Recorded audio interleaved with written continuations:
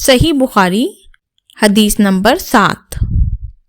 ہرقل شاہ روم نے ان کے پاس قریش کے قافلے میں ایک آدمی بلانے کو بھیجا، اور اس وقت یہ لوگ تجارت کے لیے ملک شام گئے ہوئے تھے، اور یہ وہ زمانہ تھا جب رسول اللہ صلی اللہ علیہ وآلہ وسلم نے قریش اور ابو سفیان سے ایک وقتی عہد کیا ہوا تھا۔ جب ابو سفیان اور دوسرے لوگ ہرقل کے پاس ایلیا پہنچے، جہاں ہرقل نے دربار طلب کیا تھا، اس کے گرد روم کے بڑے بڑے لوگ، علماء، وزراء، امراء بیٹھے ہوئے تھے۔ ہرقل نے ان کو اور اپنے ترجمان کو بلوایا، پھر ان سے پوچھا کہ تم میں سے کون شخص مدعی رسالت کا زیادہ قریبی عزیز ہے؟ ابو سفیان کہتے ہیں کہ میں بول اٹھا کہ میں اس کا سب سے زیادہ قریبی رشتہ دار ہوں۔ یہ سن کر ہرقل نے حکم دیا کہ اس کو، ابو سفیان کو، میرے قریب لا کر بٹھاؤ اور اس کے ساتھیوں کو اس کی پیٹھ کے پیچھے بٹھا دو۔ پھر اپنے ترجمان سے کہا کہ ان لوگوں سے کہہ دو کہ میں ابو سفیان سے اس شخص کے یعنی محمد صلی اللہ علیہ وآلہ وسلم کے حالات پوچھتا ہوں۔ اگر یہ مجھ سے کسی بات میں جھوٹ بول دے تو تم اس کا جھوٹ ظاہر کر دینا۔ ابو سفیان کا قول ہے کہ اللہ کی قسم، اگر مجھے یہ غیرت نہ آتی کہ یہ لوگ مجھ کو چٹلائیں گے تو میں آپ صلی اللہ علیہ وآلہ وسلم کی نسبت ضرور غلط گوئی سے کام لیتا۔ خیر، پہلی بات جو ہرقل نے مجھ سے پوچھی وہ یہ کہ اس شخص کا خاندان تم لوگوں میں کیسا ہے؟ میں نے کہا وہ تو بڑے اونچے عالی نسب والے ہیں۔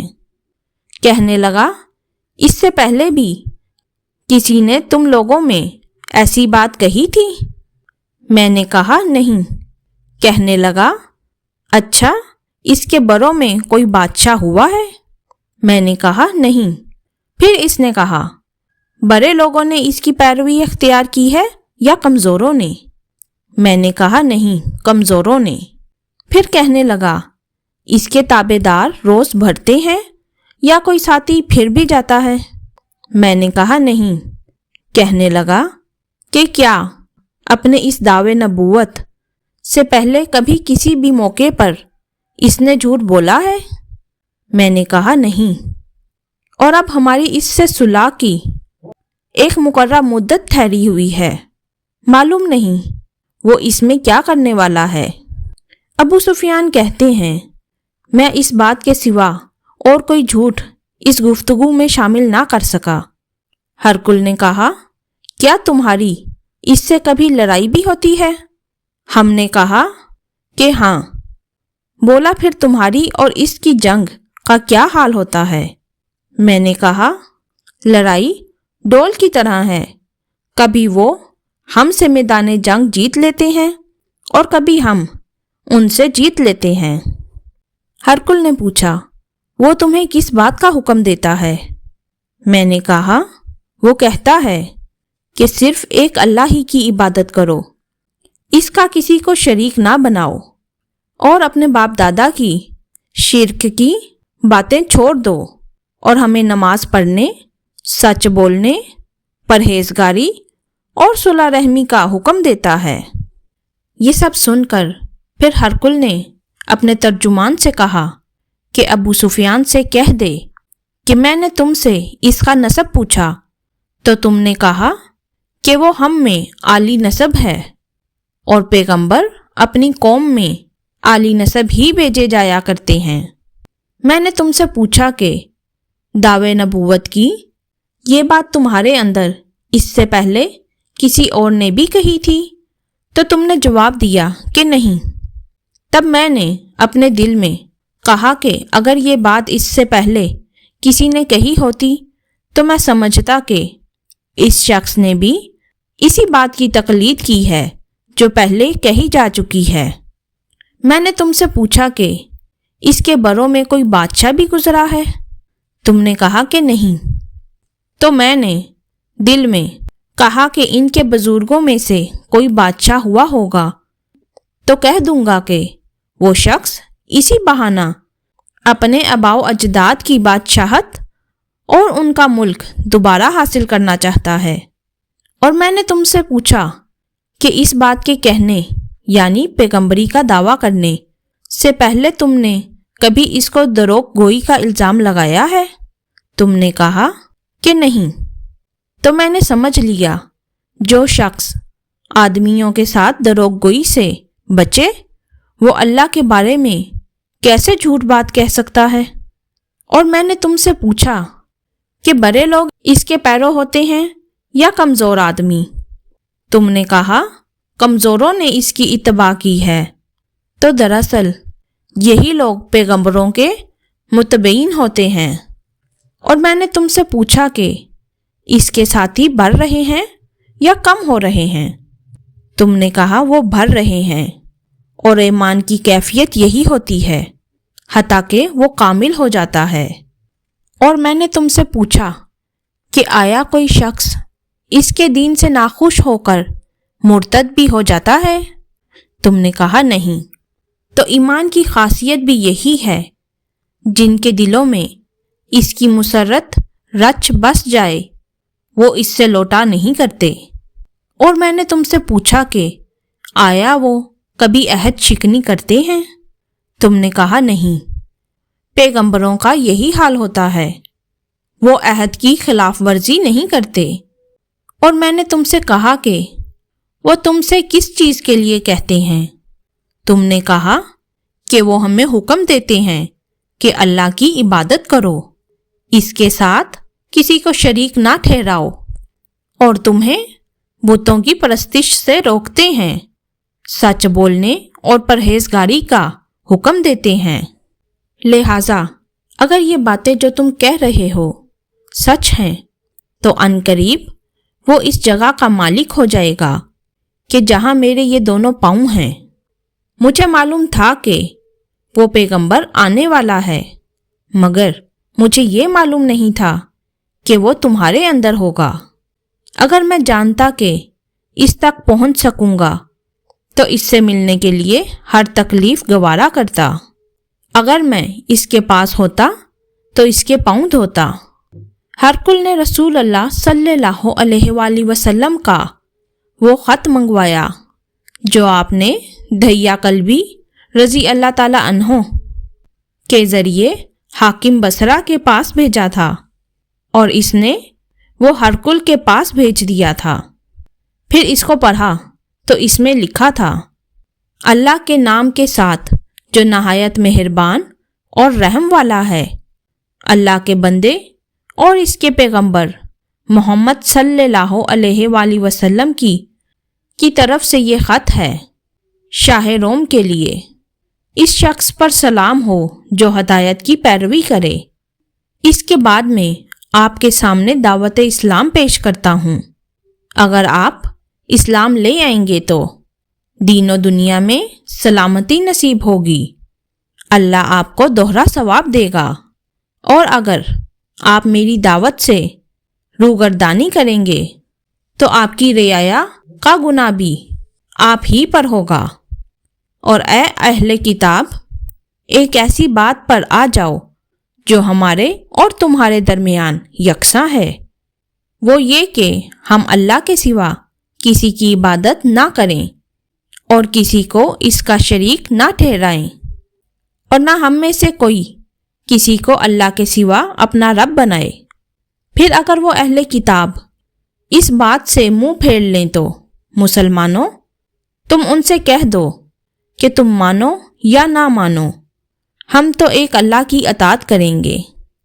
ابو سفیان کہتے ہیں، جب ہرقل نے جو کچھ کہنا تھا کہہ دیا اور خط پڑھ کر فارغ ہوا تو اس کے ارد گرد بہت شور و غوغا تھا، بہت سی آوازیں اٹھیں اور ہمیں باہر نکال دیا گیا۔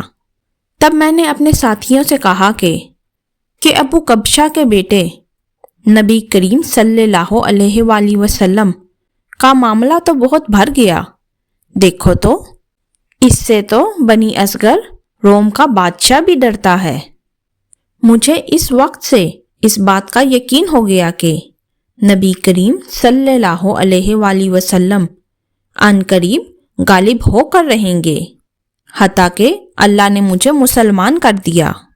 راوی کا بیان ہے کہ ابن ناطور ایلیا کا حاکم، ہرقل کا مصاحب اور شام کے نصاری قالوت پادری بیان کرتا تھا کہ ہرقل جب ایلیا آیا ایک دن صبح کو پریشان اٹھا تو اس کے درباریوں نے دریافت کیا کہ آج ہم آپ کی حالت بدلی ہوئی پاتے ہیں، کیا وجہ ہے؟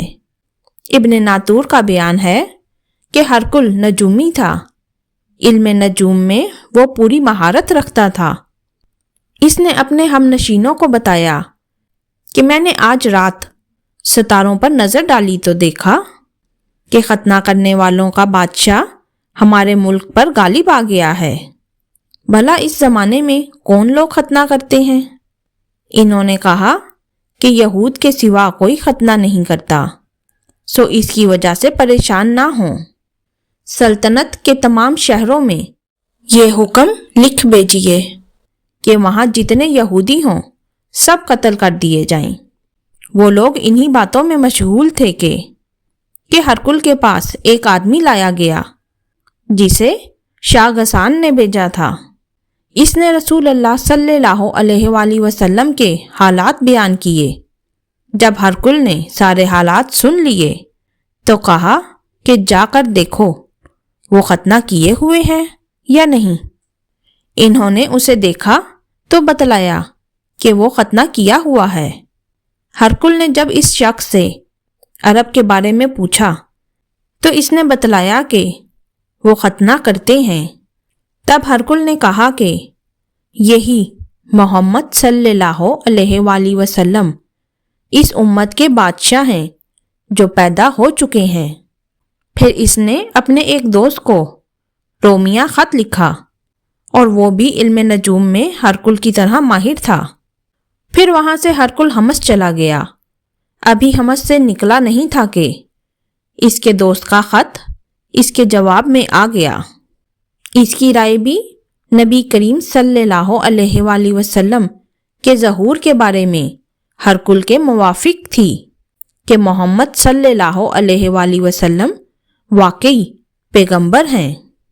اس کے بعد ہرقل نے روم کے بڑے آدمیوں کو اپنے حمص کے محل میں طلب کیا اور اس کے حکم سے محل کے دروازے بند کر لیے گئے۔ پھر وہ اپنے خاص محل سے باہر آیا اور کہا، اے روم والو، کیا ہدایت اور کامیابی میں کچھ حصہ تمہارے لیے بھی ہے؟ اگر تم اپنی سلطنت کی بقا چاہتے ہو تو پھر اس نبی کی بیعت کر لو اور مسلمان ہو جاؤ۔ یہ سننا تھا کہ پھر وہ لوگ وحشی گدھوں کی طرح دروازے کی طرف دوڑے مگر انہیں بند پایا۔ آخر جب ہرقل نے اس بات سے ان کی یہ نفرت دیکھی اور ان کے ایمان لانے سے مایوس ہو گیا تو کہنے لگا کہ ان لوگوں کو میرے پاس لاؤ۔ جب وہ دوبارہ آئے تو اس نے کہا، میں نے جو بات کہی تھی اس سے تمہاری دینی پختگی کی آزمائش مقصود تھی، سو وہ میں نے دیکھ لی۔ تب یہ بات سن کر وہ سب کے سب اس کے سامنے سجدے میں گر پڑے اور اس سے خوش ہو گئے۔ بالآخر ہرقل کی آخری حالت یہی رہی۔ اس پوری روایت میں ہمیں یہ بات واضح نظر آتی ہے کہ نبی کریم صلی اللہ علیہ وآلہ وسلم کی صداقت، امانت، سچائی اور اخلاق نے دشمنوں تک کو سچ بولنے پر مجبور کر دیا۔ ہرقل جیسا طاقتور اور باشعور بادشاہ بھی سمجھ گیا کہ یہ نبوت جھوٹ نہیں ہو سکتی، یہ اللہ کی طرف سے ہے۔ اسلام کی سچائی ایسی تھی کہ دشمن اقرار کرے، بادشاہ ڈر جائے اور پوری دنیا ہل جائے، مگر نبی صلی اللہ علیہ وآلہ وسلم کی حقانیت چھپ نہ سکے۔ ہرقل نے خود اعتراف کیا، اگر میں آپ تک پہنچ سکتا تو میں آپ کے قدم دھوتا۔ یہ حدیث بتاتی ہے کہ حق ہمیشہ غالب آتا ہے، چاہے دشمن کتنے ہی طاقتور ہوں۔ اسلام اللہ کا نور ہے جسے کوئی بجھا نہیں سکتا۔ اللہ اپنے نیک بندوں کو وقت کے ساتھ عزت بھی دیتا ہے اور غلبہ بھی۔ مختصر دعا۔ اے اللہ، ہمیں نبی کریم صلی اللہ علیہ وآلہ وسلم کی سچائی، اخلاق اور استقامت پر چلنے کی توفیق دے۔ ہمارے دلوں کو ایمان سے بھر دے، ہمارے گھروں کو ہدایت سے روشن کر دے، اور ہمیں دین و دنیا میں عزت اور فتح عطا فرما۔ آمین یا رب العالمین۔